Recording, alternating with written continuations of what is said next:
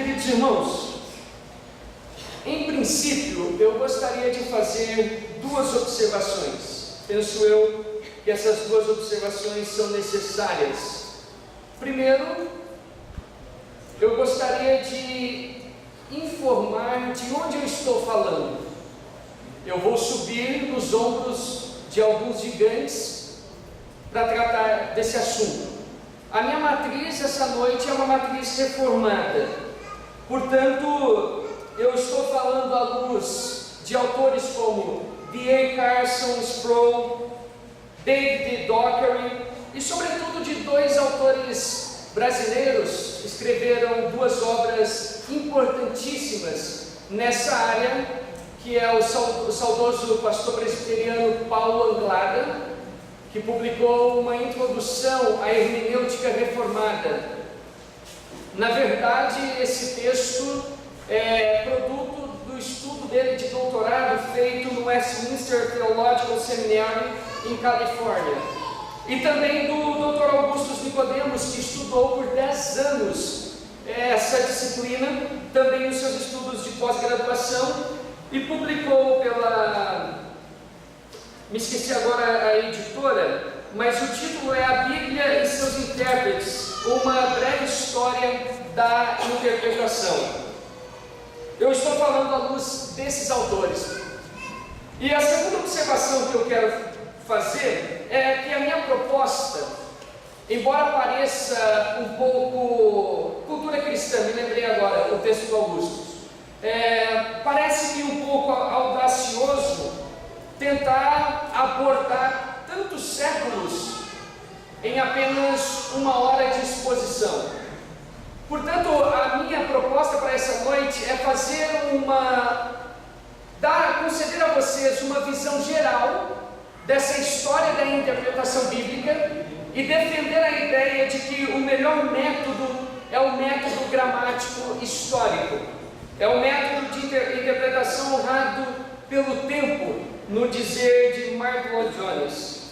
E à guisa de introdução, eu penso que definir o que seja hermenêutica seria proveitoso para nós e também dizer alguma coisa sobre método. A hermenêutica é uma disciplina da hermenêutica bíblica, é uma disciplina do curso de teologia, e ela tem um escopo, um objetivo de estabelecer diretrizes e regras de interpretação. Dito de outro modo, o objetivo dela é estudar e sistematizar a teoria da interpretação bíblica. E o porquê estudar essa disciplina, ou esse tema, talvez a melhor justificativa seria naquilo que define o que é a hermenêutica reformada. A principal característica da hermenêutica reformada é o reconhecimento do equilíbrio da natureza divino-humana das Sagradas Escrituras. E essa característica dessa natureza divino-humana, ela foi desenvolvida ao longo do tempo e ela tem o seu início na escola de Antioquia, uma escola que nós vamos tratar ao longo dessa exposição. E o próprio autor que eu já citei para vocês, que é David Dockery, ele escrevendo um livro sobre interpretação bíblica, ele diz que os membros dessa escola de Antioquia, eles já haviam reconhecido essa natureza divina humana das Sagradas Escrituras, que é a dupla autoria da revelação bíblica. E por que é imprescindível reconhecer essa característica, a natureza divina-humana das Sagradas Escrituras? Porque essa natureza, ela produz alguns distanciamentos, pelo menos 2 distanciamentos. Pela Bíblia ser um livro humano, nós temos alguns distanciamentos, autoral, temporal, e por ela ser um livro divino, nós temos outros distanciamentos do tipo natural, espiritual e moral. Nós somos seres pecadores e, como tais, nós corremos o risco permanentemente de fazer uma exegese e não uma exegese. Isto é, nós corremos o risco permanente de colocar no texto bíblico aquilo que nós pensamos ser o sentido pretendido pelo autor. Calvino usava uma expressão latina que tenta traduzir a ideia de vencer esses dois tipos de distanciamentos, que é orare et labutare, isto é, oração e labuta, oração e estudo sistemático das Sagradas Escrituras. Por um lado, nós vamos vencer esses distanciamentos causados pela natureza humana das Sagradas Escrituras estudando. Por outro lado, nós vamos vencer os distanciamentos causados pela natureza divina das Sagradas Escrituras orando. Portanto, oração e trabalho, estudo sistemático. Bom, feitas essas considerações iniciais, tomemos entre as correntes de interpretação bíblica pelo menos três. Dentre todas que existem, nós vamos tomar a subjetivista, a racionalista e a reformada. E dentro dessas escolas, eu destaco pelo menos três métodos: o método alegórico, o histórico crítico e o gramático histórico. A todo momento ao longo da minha exposição, eu vou falar sobre método. E, portanto, o que significa método? Método é um procedimento. Dito de outro modo, é um processo organizado, isto é, logicamente bem disposto, através do qual você atinge alguns resultados pretendidos anteriormente. Isso basicamente o que significa método, é esse caminho que você percorre na tentativa de obter algum resultado. E a intenção minha é pelo menos descrever em grandes linhas esses três métodos, comparar principalmente os seus respectivos pressupostos e daí fazer uma avaliação do método alegórico, do histórico crítico e dizer o porquê nós precisamos optar pelo método gramático histórico. Pois bem, eu gostaria de começar pela escola alegórica. Queridos irmãos, a escola alegórica, ela tem o seu início nos primeiros séculos da era cristã. E nos seus primeiros séculos da era cristã, havia uma movimentação teológica intensa, muitas discussões. O Novo Testamento estava em processo de reconhecimento, discutia-se a relação entre Antigo Testamento e Novo Testamento. Tinha-se o problema de Marcião, que viveu de 85 a 160, que foi alguém problemático no início da história cristã, e é nesse contexto conturbado que nasce a escola alegórica de interpretação bíblica, que é basicamente a escola de Alexandria. Existem pelo menos duas influências que estão nesse modo de interpretar. Eu gostaria de tentar ser claro nessas influências, porque elas são decisivas para a compreensão dessa escola, que são pelo menos duas: o neoplatonismo e o alegorismo judaico. Explico. A matriz dessa escola, ela é platônica e permeada por aquilo que chamamos de alegorismo judaico, sobretudo de Filo de Alexandria. Filo de Alexandria, ele entendia que todo o texto das Sagradas Escrituras tem dois níveis de significados. O primeiro é o nível literal, isto é, aquilo que o texto diz, o que está exposto na gramática. E o segundo é o nível que está subjacente, está implícito, mas não de uma forma clara, e portanto você vai conseguir atingi-lo via alegoria, ou melhor dito, via interpretação alegórica. E o método aplicado por essa escola, evidentemente, é o método alegórico, justamente por causa de sua matriz neoplatônica. E se diz que essa escola utilizava a matriz neoplatônica, qual era o processo de interpretação do platonismo.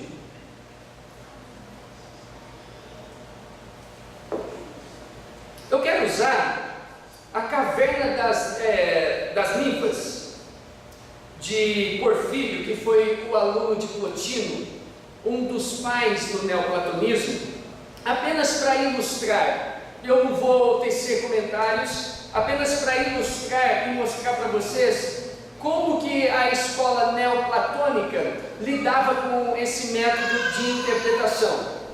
Muito bem, esse cara chamado Porfírio, ele escreveu a Caverna das Ninfas, que na verdade é um comentário dos 11 versos da obra de Homero, Odisseia, do 13º livro dessa obra. Vocês sabem que aí duas obras são atribuídas a Homero. A Ilíada, ela descreve a batalha, a guerra de Troia, e a Odisseia, a volta de Ulisses, ou Odisseu, para Ítaca. E ele faz a interpretação dessa volta de modo alegórico. Ele diz que Ulisses simboliza uma alma que se tornou encarnada e ela é chamada a retornar ao paraíso. E esse retorno representa o exílio da alma no mundo da matéria. É filosófico, evidentemente, mas é essa matriz que a escola alegórica utiliza no seu processo de interpretação. E vocês vão perceber que ao longo da exposição dessa escola, esse método ele está muito presente na contemporaneidade. Os principais representantes dessa escola são dois: Clemente de Alexandria e Orígenes. Clemente de Alexandria viveu entre 150 e 215 depois de Cristo, foi líder dessa escola por mais de 30 anos e escreveu uma trilogia. Para Clemente de Alexandria, o sentido literal do texto, aquele sentido exposto na gramática, era apenas o ponto inicial. O objetivo deveria ser atingir um sentido que estava por detrás, estava subjacente ao texto. É aquilo que ele chamava de epopteia. Epopteia é o sentido que está por detrás daquelas palavras, está oculto, e ele só pode ser discernido, por assim dizer, via interpretação alegórica. O segundo representante dessa escola foi Orígenes. Orígenes foi contemporâneo, ele viveu de 185 a 254. Ele foi influenciado por dois autores. Primeiro foi pelo próprio Clemente de Alexandria, que foi líder dessa escola, e também por Amônio Sacas. Amônio Sacas, ele é o pai do neoplatonismo. Está juntamente com Plotino entre os principais representantes dessa matriz filosófica chamada neoplatônica. A concepção hermenêutica de Orígenes, ele escreveu uma obra com 23 anos de idade. Alguns consideram essa obra como a primeira teologia sistemática produzida no âmbito da igreja cristã, chamada Primeiros Princípios. E a concepção hermenêutica de Orígenes está posta nessa obra no livro 4, capítulo 1, em parágrafo 11. Ele faz uma interpretação e tradução própria de Provérbios capítulo 22, verso 20. E a partir desse texto, ele faz a sua interpretação e faz a sua disposição, dizendo que todo o texto das Sagradas Escrituras tem pelo menos 3 níveis. Apenas como ilustração para vocês entenderem o que é uma interpretação alegórica, eu queria destacar a parábola do bom samaritano, Lucas capítulo 10, verso 30 ao 37, se você puder abrir, por favor. Lucas 10, verso 30 ao 37.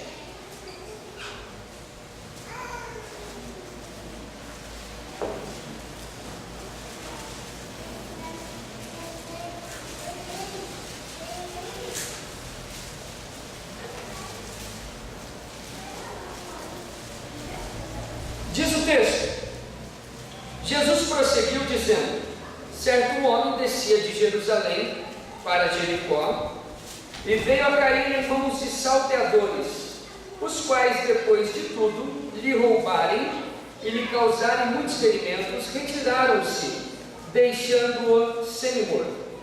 Casualmente, descia o sacerdote por aquele mesmo caminho e, vendo-o, passou de largo. Semelhantemente, um levita descia por aquele lugar e, vendo-o, também passou de largo. Certo samaritano que seguia o seu caminho passou-lhe perto e, vendo-o, compadeceu-se dele. E, chegando-se, pensou-lhe os ferimentos, aplicando-lhes óleo e vinho, e colocando-o sobre o seu próprio animal, levou-o para uma hospedaria e tratou dele. No dia seguinte, tirou 2 denários e os entregou ao hospedeiro, dizendo: cuida deste homem, e se alguma coisa gastares a mais, eu te indenizarei quando voltar. Qual destes 3 te parece ter sido o próximo do homem que caiu nas mãos dos salteadores? Respondeu-lhe o intérprete da lei, o que usou de misericórdia para com ele. Então lhe disse: vai e procede tu de igual modo. O entendimento de origens dessa parábola é: o homem atacado pelos ladrões simboliza Adão, a humanidade; Jerusalém, os céus; Jericó, o mundo; os ladrões, o diabo e suas hostes; o sacerdote simboliza a lei, o levita e os profetas; o bom samaritano, Cristo; o animal sobre o qual foi colocado o homem ferido simboliza o corpo de Cristo, que suporta o Adão caído; a estalagem, a igreja, e as 2 moedas, o pai e o filho, e a promessa do bom samaritano de voltar, a segunda vinda de Cristo. Esse é um tipo de interpretação alegórica. Esplêndida, parece muito bonita. De fato, o é. A pergunta é: quando Cristo contou essa parábola, ele quis dizer isso? O ponto está claro, era responder apenas uma pergunta: quem é o seu próximo? Talvez isso esteja muito claro a nós na contemporaneidade, porque me parece que o método alegórico de interpretação, ele está entre a igreja brasileira e de modo expressivo. Talvez você já se deparou com aquele tipo de pregador que faz uma análise do texto, quando o faz, alegórica, atribui um sentido espetacular, fabuloso, e você pensa: eu já li esse texto por diversas vezes e nunca encontrei isso. É que na verdade não está no texto.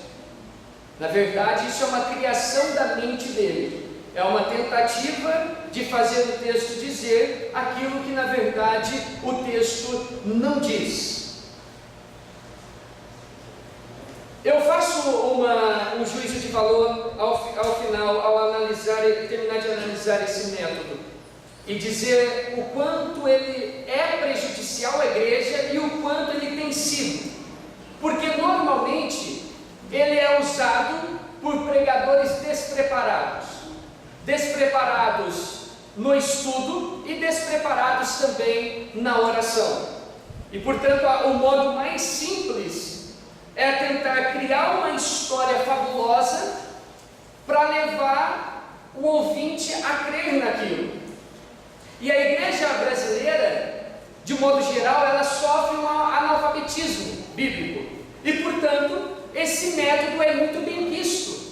E alguns desses pregadores, quando utilizam isso, são classificados, categorizados como pessoas inteligentes. Na verdade, eles estão falando do vazio dos seus corações e também de suas mentes engenhosas.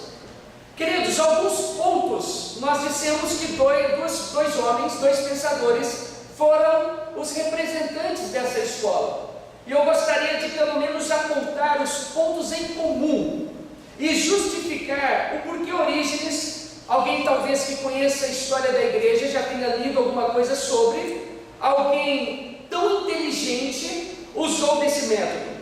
A primeira característica, o primeiro ponto em comum entre Clemente e Orígenes é a legitimidade da interpretação alegórica dependia do sentido literal. Eles tentaram cercar esse modo interpretativo eminentemente subjetivista, eles tentaram cercar, primeiro dizendo que dependia do sentido literal. Segundo, eles rejeitavam as interpretações alegóricas que contradissessem a tradição eclesiástica. Esses dois pontos é uma tentativa de colocar limites nessa interpretação, ou nesse modo de interpretar.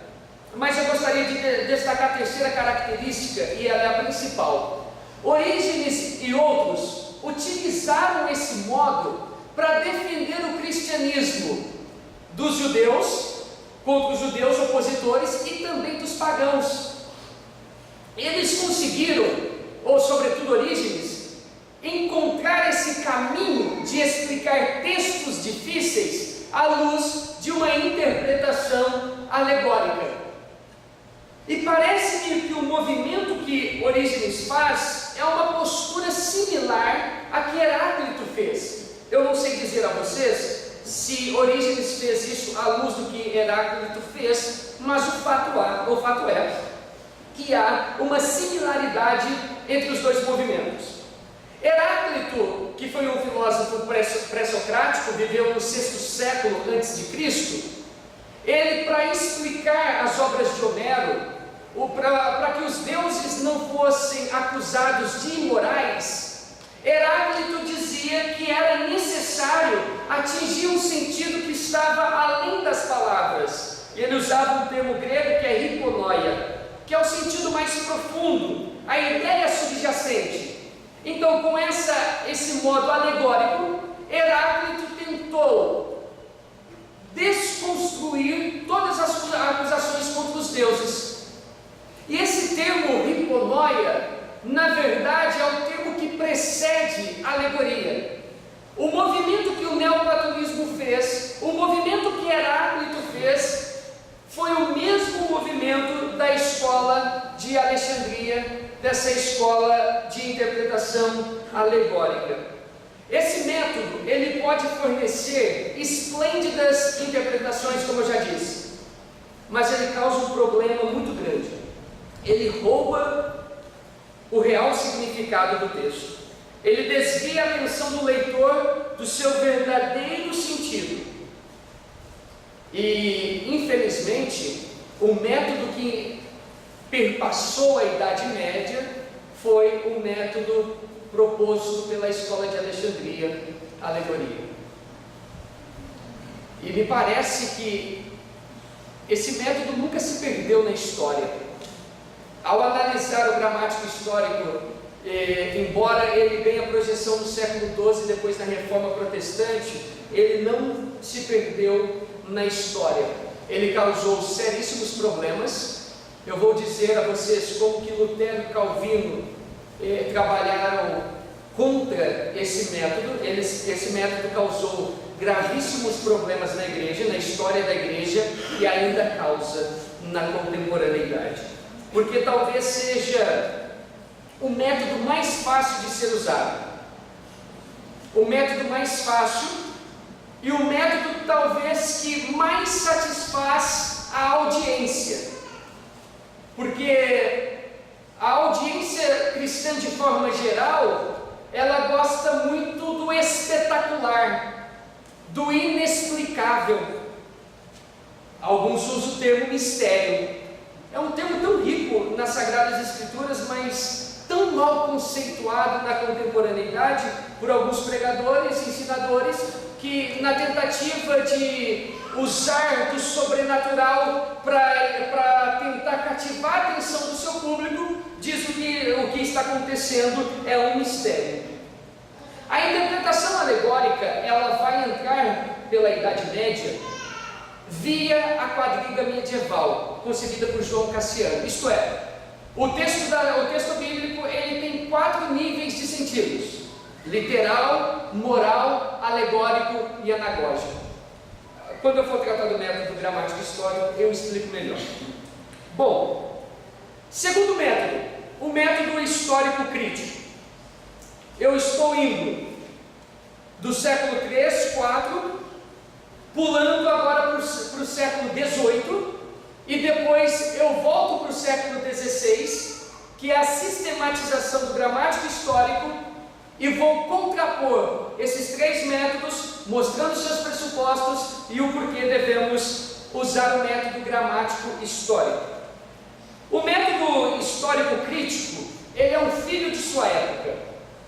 Na verdade, ele tem o seu desenvolvimento ao longo da história, mas ele é sistematizado no século XVIII. É o movimento dos avanços científicos, Kepler, Galileu, Isaac Newton e outros, discussões no campo filosófico entre racionalistas e empiristas, o ponto de inflexão no século XVIII com Kant, com aquilo que chamamos de idealismo transcendental. À luz desse contexto histórico conturbado, surge no período do Iluminismo esse método histórico crítico. Por que ele é filho de sua época? O século XVIII é uma atmosfera liberal. Aspectos deístas, céticos e iluministas predominavam nesse contexto. Na verdade, o que os adeptos do histórico crítico fizeram foi abandonar os pressupostos reformados. Embora os pressupostos reformados, sobretudo desse método que ainda na história da igreja, na reforma protestante, não era chamado de gramático histórico, ele vai ganhar esse nome mais tarde. Os recipientes ou os recebedores desse método entre os puritanos, mas no século XVIII, com a ideia de que a razão poderia explicar todas as coisas, a intenção de uma neutralidade na análise das Sagradas Escrituras, isto é, se distanciar de pressupostos teológicos, porque a concepção do método histórico crítico é a concepção de que os pressupostos teológicos, eles obscurecem a interpretação das Sagradas Escrituras. E, portanto, nós precisamos de uma neutralidade. É a tentativa dos adeptos dessa escola de uma certa cientificidade do método. O pai desse método é um alemão chamado Johann Salomon Zeller. Ele viveu de 1725 a 1791. Karl Reis, também outro alemão, e Heinrich Paulus, outro alemão que escreveu Das Leben Jesu, que é uma obra em alemão que é sobre a vida de Jesus, uma tentativa de desconstruir a natureza divina das Sagradas Escrituras. Isto é, dito de outro modo e de um modo mais simples, de despir as Sagradas Escrituras do caráter sobrenatural que ela tem ao longo de toda a sua completude, de Gênesis a Apocalipse. Para vocês entenderem, permitam-me citar pelo menos algumas características dessa hermenêutica racionalista. Primeiro, o próprio racionalismo. O critério da verdade passou a depender da razão e não mais da revelação de Deus. Isto é, aquilo que a razão pode pensar, analisar e comprovar é a verdade, não mais o que as Sagradas Escrituras dizem. Aí não tem mais uma predominância teológica. O historicismo, eles diziam, a Bíblia apenas registra algumas ideias religiosas, nada mais. E por último, o objetivismo, aquilo que eu disse, que a leitura precisa ser neutra, isto é, sem pressuposições teológicas. O grande problema é que não existe neutralidade. Nenhum de nós pode ler a Bíblia sem influência do que cremos. Apenas para vocês terem uma ideia dessa obra em alemão chamada Das Leben Jesu, a vida de Jesus, abre aspas, o apelo judaico por milagres fazia com que tudo fosse atribuído imediatamente a Deus, esquecendo-se as causas secundárias. Consequentemente, não se pensava como evitar esses casos horríveis de enterros prematuros. Uma tentativa de explicar milagres via razão. Na verdade, não foi um milagre. Na verdade, foi um enterro prematuro, em que os judeus eram ávidos por reconhecer, ou os cristãos, alguma coisa de sobrenatural nessas histórias.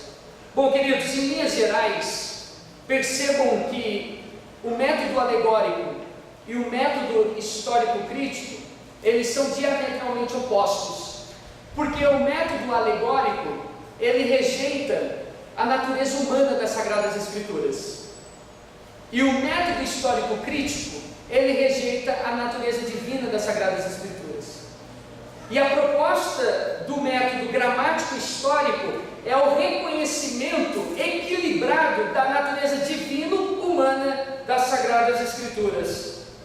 No geral, o que o método histórico-crítico fez foi tentar abandonar os pressupostos reformados e despir as Sagradas Escrituras dos seus milagres, do seu aspecto sobrenatural e de tudo aquilo que Cristo fez no seu ministério terreno. E agora eu quero fazer alguns comentários sobre o método gramático histórico e tentar comparar os seus pressupostos. A minha intenção é que todos vocês, tanto aqueles que não trabalham na área de pregação, ensino, educação cristã, mas aquele cristão que tem contato com as Sagradas Escrituras, entenda que quando nós nos aproximamos do texto das Sagradas Escrituras, tem de haver uma intenção por parte do leitor, tem de haver um método, um caminho que vai conduzi-lo para a compreensão correta das Sagradas Escrituras. Penso eu que o maior problema, talvez um dos maiores, sem muita pretensão, seja hermenêutico na contemporaneidade. Como eu já disse, muitos ensinadores, pregadores, falando do vazio dos seus corações, sem nenhum tipo de preparo, enganando o povo, e a configuração que se tem do cristianismo brasileiro é uma falta de compreensão das Sagradas Escrituras. E a falta de compreensão das Sagradas Escrituras, esse é o tema de amanhã sobre cosmovisão cristã, tem implicação no modo com que o cristão se relaciona com o mundo. O modo, a cosmovisão do cristão, ela é derivada das Sagradas Escrituras. E essa derivação é à luz do conhecimento que o cristão tem. E o conhecimento que o cristão tem, ele é derivado do método que ele utiliza para compreender as Sagradas Escrituras, muito mais responsabilidade daqueles que ensinam e pregam. Bom, o processo de desenvolvimento do método gramático histórico, ele se desenvolve ao longo da história e ganha sua sistematização no século XVI. Ele nasce não como método gramático histórico, mas como uma abordagem gramatical, uma abordagem histórica que considerava aspectos geográficos também do texto bíblico, com a escola de Antioquia, no século III. Ele não ganha projeção no quarto, quinto e sexto séculos, porque a quadriga medieval, essa ideia de que o texto tem 4 sentidos, ganha expressividade na Igreja Católica, por uma razão simples. Os intérpretes católicos, eles buscavam fundamentar as suas práticas à luz de uma interpretação alegórica do texto, porque era muito fácil fazer o texto dizer o que não diz, para defender uma prática da igreja à luz de uma interpretação alegórica. No século XII, é muito interessante a história, nasce no Mosteiro de São Vítor, em Paris, uma escola, um movimento que retoma os princípios de Antioquia. Depois vai encontrar base nos pré-reformadores. A sistematização acontece no século XVI entre os reformadores, Os puritanos recebem essa herança. Se você tiver curiosidade de entender os princípios de interpretação dos puritanos, você pode ler, por exemplo, a Confissão de Fé de Westminster, sobretudo o capítulo 1, que trata das Escrituras, e atualmente encontra defesa num movimento chamado History of Salvation. Eu falo agora da escola de Antioquia, pelo menos para vocês entenderem como nasceu, e fazendo um contraponto com a escola de Alexandria, que defendia a ideia de que a melhor maneira de se aproximar do texto bíblico era via interpretação alegórica. Na verdade, a concepção de Orígenes era que o melhor modo de você ler as Sagradas Escrituras era via uma matriz platônica. Isso é uma herança do neoplatonismo de Plotino. Plotino tenta fazer uma simbiose, uma síntese entre Platão e Moisés. A escola de Antioquia, ela nasce no terceiro século como uma reação contra a escola de Alexandria. A escola de Alexandria já existia desde o ano 150 depois de Cristo, e depois de 150 anos, no terceiro século, nasce essa escola de Antioquia. Ela foi fundada por Luciano de Samosata, que viveu no terceiro século, e os seus principais pensadores, seus principais representantes são Deodoro de Tarso, Teodoro de Mopsuestia e João Crisóstomo, chamado o príncipe entre os pregadores da antiguidade. Em geral, a hermenêutica antioquiana, ela tem características do que mais tarde ficaria conhecido como método gramático histórico. Isto é, essa aproximação do texto com aspectos gramatical, geográfico e histórico está presente nessa escola. Interessante notar que ela fez duas distinções, ou melhor, uma distinção e uma explicação. Diferenciou gênero literário alegórico de interpretação alegórica e explicou os textos cristológicos do Antigo Testamento via tipologia, por uma razão simples. Porque a alegoria, quando o intérprete alegórico ia para o Antigo Testamento para uma interpretação, ele desconsiderava a historicidade do texto, o que a tipologia não faz. Algumas ênfases da hermenêutica antioquiana. Primeiro, atenção ao sentido literal do texto. O texto ele é exposto por uma gramática. E cada termo tem a sua função sintática na frase, na sentença, no texto, e os termos eles se relacionam para transmitir um sentido. Segundo, importante, crença na historicidade dos relatos bíblicos. Terceiro, cuidado em determinar o sentido pretendido pelo autor. A diferença da escola alegórica é o que vale nesse relacionamento entre leitor e texto é o sentido que o leitor julga que o texto aponta. No movimento gramatical, histórico, geográfico, a busca é o sentido pretendido pelo autor. O que o autor quis dizer? Anos depois, Agostinho vai escrever da doutrina cristã e ele vai dizer que o propósito do expositor com relação ao texto é descobrir o sentido que o autor deu ao texto e não atribuir-lhe sentido. Quarto, eles defendiam a tipologia, mas eram contrários à alegorização. E por fim, eles incentivavam o estudo das línguas originais. Contudo, com todo o esforço empregado pela escola de Antioquia, o sistema alegórico de interpretação ganhou expressividade por meio da quadriga medieval, que eu já disse para vocês, que significa dizer que o texto ele tem pelo menos 4 sentidos: literal, moral, alegórico e anagógico. Eram esses 4 sentidos que a quadriga medieval propunha. Mas vai chegar no século XIII, alguns teólogos vão dizer que o texto bíblico ele tem pelo menos 7 níveis de sentido.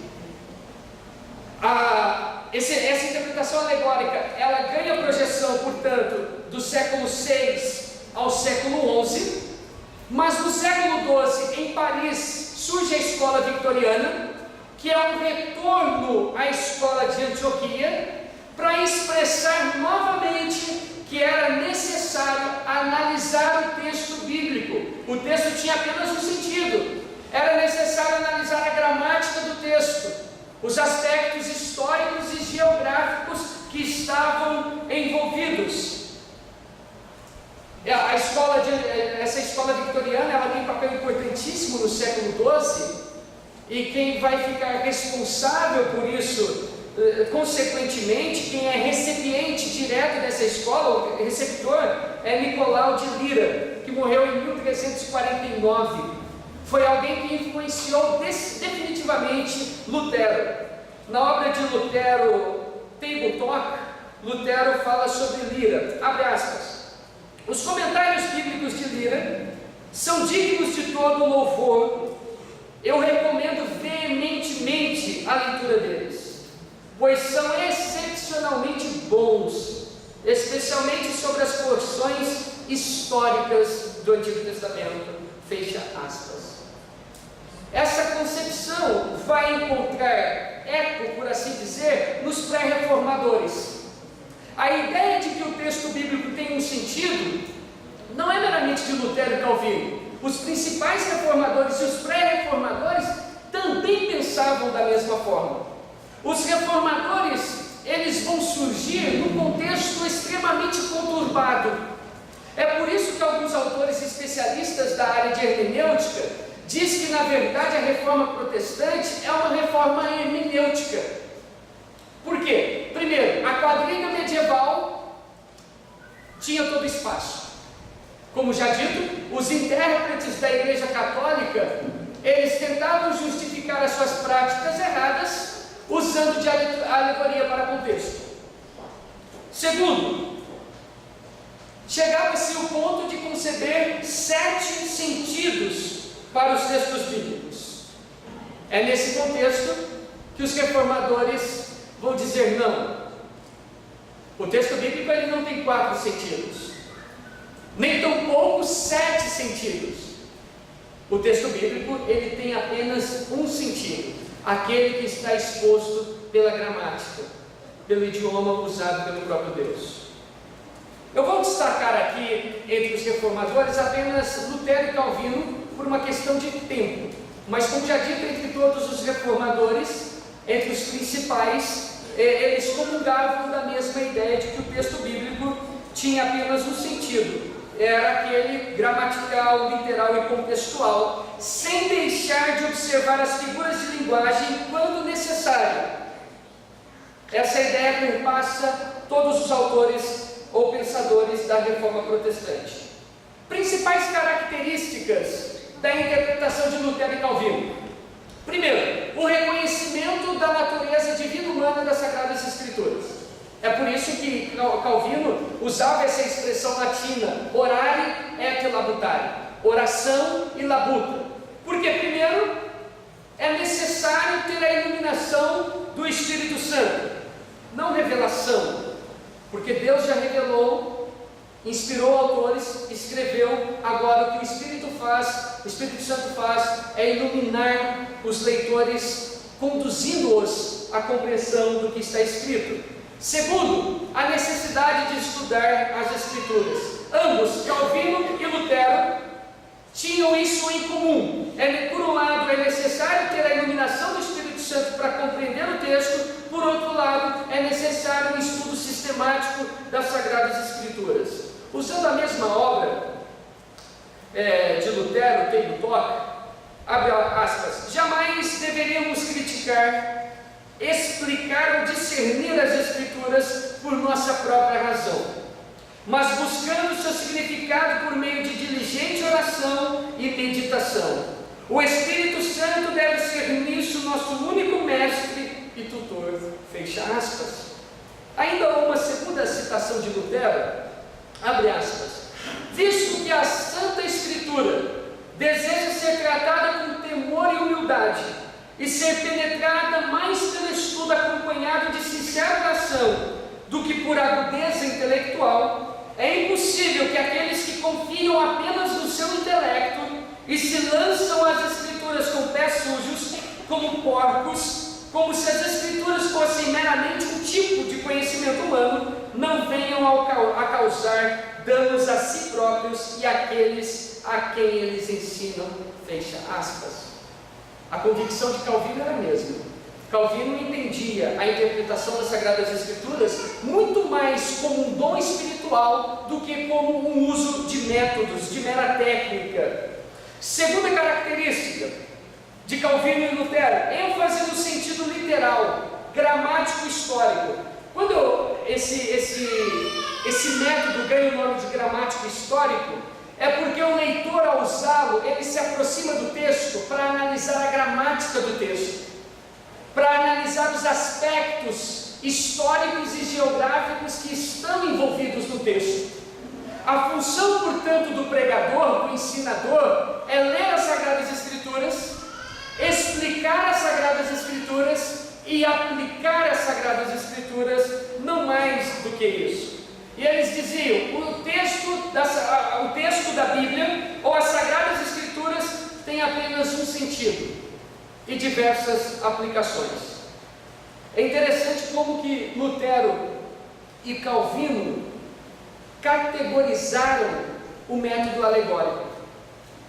Calvino vai dizer que esse método é proveniente de Satanás, e Lutero diz que esse método é uma sujeira, é refúgio, trapos inúteis, comparando-a com uma prostituta.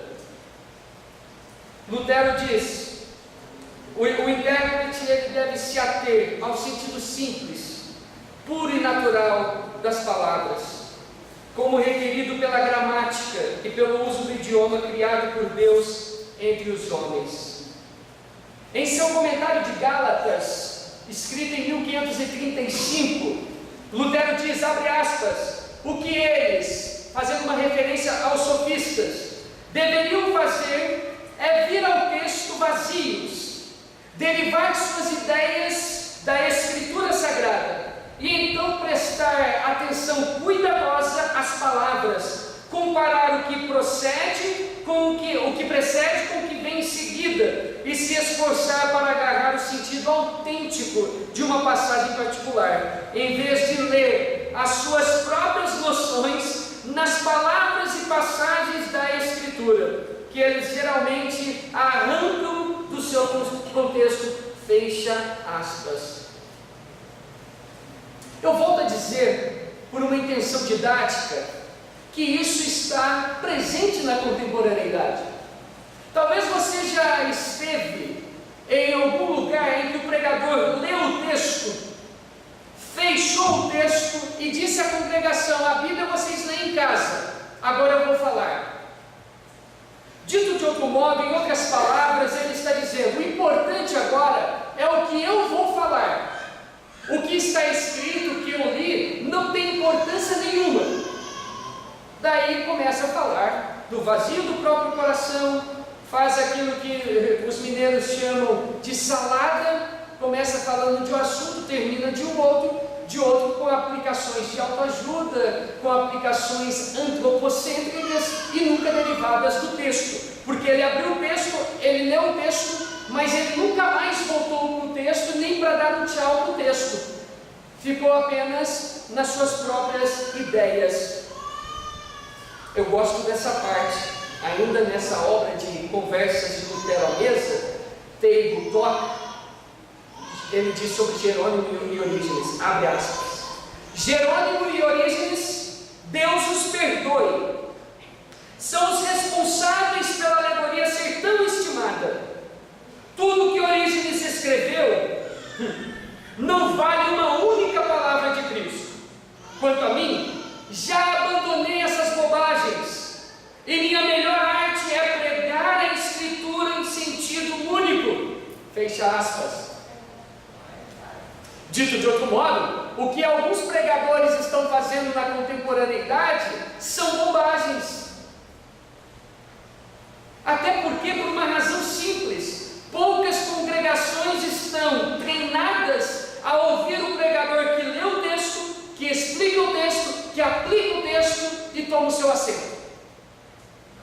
Aquele que gosta de alegoria vai dizer, mas é tudo? É tudo, é o que a Bíblia diz, e o que nós precisamos é o que a Bíblia diz, nada mais. Calvino está alinhado à concepção de Lutero. Ele escreve que é uma audácia, próxima ao sacrilégio, usar as Escrituras ao nosso bel prazer e brincar com elas como uma bola de tênis, como muitos antes de nós o fizeram, fecha aspas. Permita-me essa observação, por favor. Nós pregadores e ensinadores precisamos ter um pouquinho mais de temor a Deus e respeito pelo povo. A igreja contemporânea está como está, em grande medida, por causa de pregadores, ensinadores despreparados. E, consequentemente, líderes despreparados, cujo padrão de avaliação é nenhum, permite outras pessoas tomarem sua posição no púlpito, falando de bobagens e não das Sagradas Escrituras. A igreja cristã protestante no Brasil, ela só vai ser forte quando a gente tiver um púlpito forte, quando a gente tiver pregadores, ensinadores, líderes comprometidos com as Sagradas Escrituras e com o método correto. Quando a gente parar de ser tentado em ser bem quisto pela congregação, ser o bonzinho da congregação. A igreja não precisa de autoajuda, não precisa de palavras de vitória, de entretenimento, porque aqui não é uma festa, muito menos um circo. O que a igreja precisa é de palavra de Deus, bem explicada, à luz de um método correto e com aplicações derivadas das Sagradas Escrituras. Ponto. Terceira e última característica dos princípios hermenêuticos de Lutero e Calvino: o reconhecimento da natureza das Escrituras. A hermenêutica dos reformadores, em especial Lutero e Calvino, tinha como pressuposto a doutrina da inspiração, isto é, a Bíblia é a palavra de Deus, ela é autoritativa, ela é suficiente para a igreja, ela é suficiente para o cristão. O cristão não precisa nada mais do que da Bíblia Sagrada, de toda a palavra de Deus. À luz do nosso tempo, permita-me fazer uma comparação rapidamente entre os pressupostos, porque todo método de interpretação é orientado por pressupostos. Pressupostos são as bases que fundamentam alguma coisa e, portanto, que fundamentam esses modos, esses métodos. É aquilo que já está suposto antecipadamente. Método alegórico, destaco 3 características. Primeiro, a inspiração da palavra de Deus. Os membros da escola de Alexandria, eles entendiam que a Bíblia Sagrada é a palavra de Deus. Mas o problema está na segunda característica dos pressupostos. Eles entendiam que havia uma relação entre palavra de Deus e oráculos alegóricos. Ou, melhor dito, havia uma relação entre palavra de Deus, oráculos de Deus e alegoria, sentidos alegóricos. E aí estava o problema, porque eles concebiam que havia níveis de espiritualidade e de entendimento, dito de outro modo e de um modo mais simples. O sentido literal é para aqueles que são imaturos. Os maduros na fé, eles sim precisam de um sentido alegórico, aquele que vai ser discernido alegoricamente.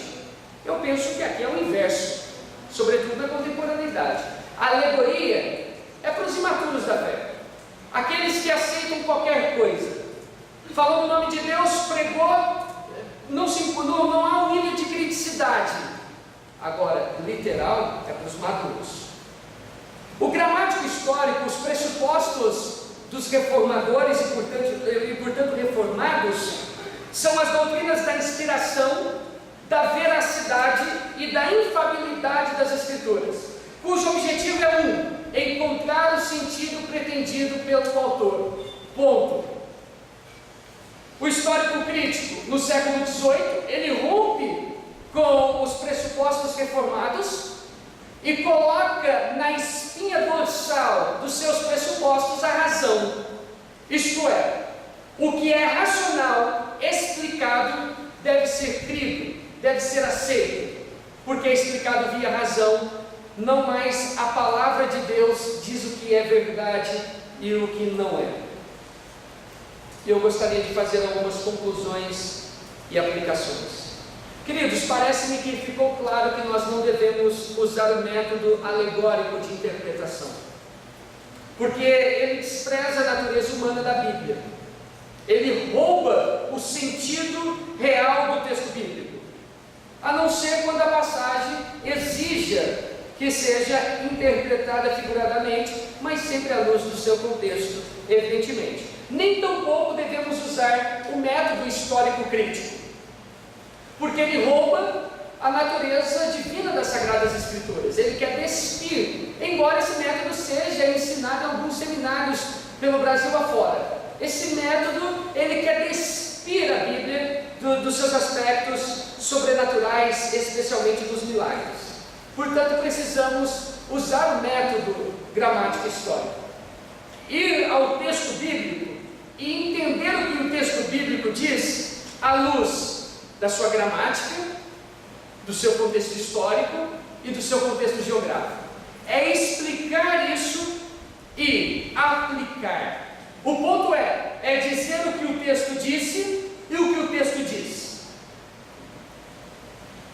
A função do pregador, aqui eu faço uma observação quanto ao pregador, não é outra a não ser pregar a palavra de Deus à luz do método correto, usando o método correto de interpretação. O pregador deve ler, explicar e aplicar o texto. Queridos irmãos, chega de pregações alegóricas, descomprometidas com o texto bíblico, fruto de mentes engenhosas para ganhar a atenção do público, em alguns casos para ganhar agenda, para ser bem quisto. Eu penso que a igreja não precisa disso. Penso que a igreja não precisa de mensagem de autoajuda, massagear o ego dos seus membros para eles se sentirem bem, como se estivessem em uma palestra de autoajuda. A igreja não precisa de declarações de vitórias, não. O que a igreja precisa é de um entendimento correto das Sagradas Escrituras. Isso é suficiente. Entretenimento, autoajuda não faz ninguém ficar firme com Cristo. A igreja brasileira não impacta a sociedade, me parece que em nenhuma medida, porque o seu conhecimento das Sagradas Escrituras é deficiente, e certamente por causa de um entendimento incorreto. Como os cristãos vão ter esse entendimento correto? Aqui usando o aspecto coletivo de igreja, quando os pregadores, líderes e ensinadores forem comprometidos com as Sagradas Escrituras, não pensarem em número, em dízimo ou coisas do tipo, mas pensar em ler, explicar e aplicar as Sagradas Escrituras. Dito de outro modo, à luz da temática desse evento, quando líderes, pregadores e ensinadores forem cativos à palavra de Deus, quando todos nós entendermos que para a nossa vida cristã a Sagrada Escritura ela é suficiente. Você pode encontrar ensino para todas as áreas de sua vida nas Sagradas Escrituras. Portanto, o cristão não precisa correr atrás de revelação desses profetas, não precisa participar de campanha, vigília, do avivamento, disso ou daquilo. O que o cristão precisa é de Bíblia Sagrada. Se o púlpito for forte, a igreja vai ser forte. Se o púlpito for fraco, omisso, Se o pregador, o pastor, o líder não for alguém que estude, não for alguém que ora, não investir em boa literatura, não ralar no escritório, não vai colher no púlpito. Que Deus tenha piedade de todos nós que temos essa função, e que nossa mente seja cativa à palavra de Deus, porque as Sagradas Escrituras são suficientes. Deus abençoe todos vocês.